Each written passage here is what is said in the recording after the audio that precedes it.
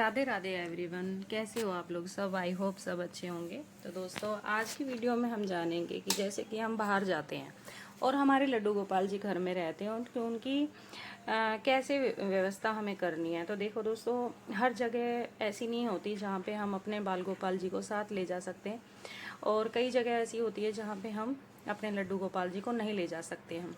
तो एक यही हम आज की वीडियो में जानेंगे कि अगर हम जैसे अपने लड्डू गोपाल जी को छोड़ के जाते हैं तो किस तरीके से हमने सेवा करनी है।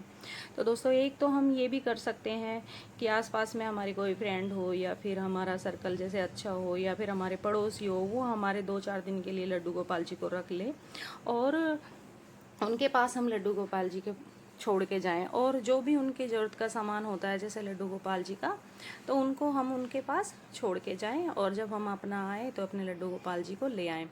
और जैसे कि हम किसी कारण से हम नहीं छोड़ सकते हैं या कोई हमारा ऐसा नहीं है जो हमारे लड्डू गोपाल जी की सेवा कर सकते हैं, तो यही आज की वीडियो में हम जानेंगे कि अगर हम छोड़ के जाते हैं अपने लड्डू गोपाल जी को, चाहे हम 2 दिन के लिए छोड़े चाहे 3 दिन के लिए छोड़े, तो किस तरीके से हमने सेवा करनी है। तो दोस्तों, डेली का जो हमारा रूटीन होता है वो ही रूटीन हमारा रहेगा। स्नान हमें ज़रूर करा के जाना है अपने, चाहे हम कितना ही जल्दी निकलें, जैसे हम अपनी तैयारी करेंगे उसी तरीके से हमने अपने बाल गोपाल जी को अच्छे से स्नान करा के अच्छी सी ड्रेस पहना के, और मौसम के हिसाब से हमने ड्रेस पहनानी है। पर देखो, जिस तरीके से हम तैयार होते हैं ना, आप अपने लड्डू गोपाल जी को भी उसी तरीके से तैयार करते हैं, क्योंकि जैसे हमें अच्छा लगता है न्यू ड्रेस पहनना, उसी तरीके से हम अपने ठाकुर जी की भी सेवा उसी तरीके से करते हैं। उसी तरीके से हम अपना सेवा करते हैं और उनको प्यारी प्यारी सी ड्रेसें पहनाते हैं। तो जिस तरीके से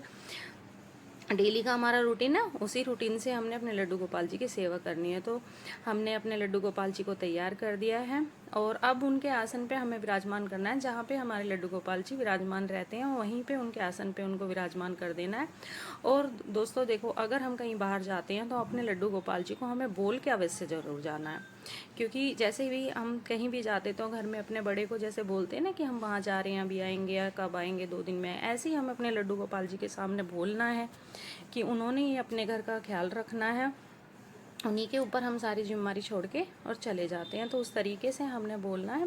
तो इस तरीके से हमने अपने लड्डू गोपाल जी को तैयार कर लिया। चंदन का इत्र या किसी चीज़ का भी हमें मालिश ज़रूर करनी है अपने, क्योंकि हमारे लड्डू गोपाल जी को इत्र बहुत प्रिय है, और इस तरीके से तैयार करना है कि उनको भी बहुत अच्छा लगे। तो इत्र वगैरह, ड्रेस वगैरह, अपना बाहर जाएंगे तो अपने लड्डू गोपाल जी को तैयार करना है। तो दोस्तों, मेन है कि हमें अपने लड्डू गोपाल जी की स्नान वगैरह करा दिया। अब हमने उनको भोग क्या लगाना है, क्योंकि भोग भी हमें उसी तरीके से रखना है कि हम जैसे 1 दिन के लिए जा रहे हैं, 2 दिन के लिए जा रहे हैं, तो उस तरीके से हमने अपने लड्डू गोपाल जी का भोग की भी व्यवस्था करनी होती है। और हमारे लड्डू गोपाल जी को फूल, इत्र, खुशबू जो होती है ना, वो बहुत ही प्रिय है। तो उस तरीके से ही हमने अपने लड्डू गोपाल जी की तैयारियां करनी है, जो कि उनको बिल्कुल भी ऐसा ना लगे कि हम अकेले हैं। तो इस तरीके से पूरा प्रॉपर फूलों से मैं अपना मंदिर सजा रही हूँ। इस तरीके से हमने पूरा, जैसे अगर 2 दिन के लिए जा रहे हैं तो उनको 2 दिन के लिए भी इस तरीके से ना लगे, तो इसी हिसाब से हमने अपने पूजा मंदिर में सेवा करनी है और तैयारी करनी है। तो कुछ इस तरीके का भोग रखना है हमने कि चींटी भी ना लगे और अपना भोग भी हमारा ताज़ा रहे। और तुलसी जी का भोग हमने अवश्य लगाना है, क्यों, जितने दिन के लिए भी आप जा रहे हो उसी हिसाब से आपने भोग की तैयारी करनी है। जैसे मैं अभी 1 दिन के लिए जा रही हूँ तो मैं अपना 1 दिन के लिए ही तैयारी करनी है, या आप जैसे कि 2 दिन के लिए जा रहे हो, 3 दिन के लिए जा रहे हो, तो उसी हिसाब से आपने 3 दिन अगर जा रहे हो तो 3 दिन का आप भोग अलग अलग रखें। और खुला हमें नहीं रखना है दोस्तों, क्योंकि देखिए इस तरीके से हमने भोग रखना है कि चींटी वगैरह का भी विशेष ध्यान रखना है कि चींटियाँ ना लगे। तो हमने छोटे छोटे से बॉक्स ले लेने हैं, उसमें हमने अपना भोग रख देना है, और जो कि चीज़ ख़राब भी ना हो और चींटी वगैरह भी ना लगे, और भोग भी हमारा उसी तरीके से। तो मैं 1 दिन के लिए जा रही हूँ तो उस हिसाब से मैं 1 दिन के हिसाब से ही पूजा करके जाऊँगी, और उसी हिसाब से मैं भोग रख के जाऊँगी। और तुलसा जी का भोग, जैसे मैंने पहले भी बताया, तुलसा जी का भोग हमें अवश्य रखना है, क्योंकि आप वैसे भी भोग ना रखो, तुलसा जी भी रख लो, तो हमारे ठाकुर जी लड्डू गोपाल जी उसी से ही खुश हो जाते हैं।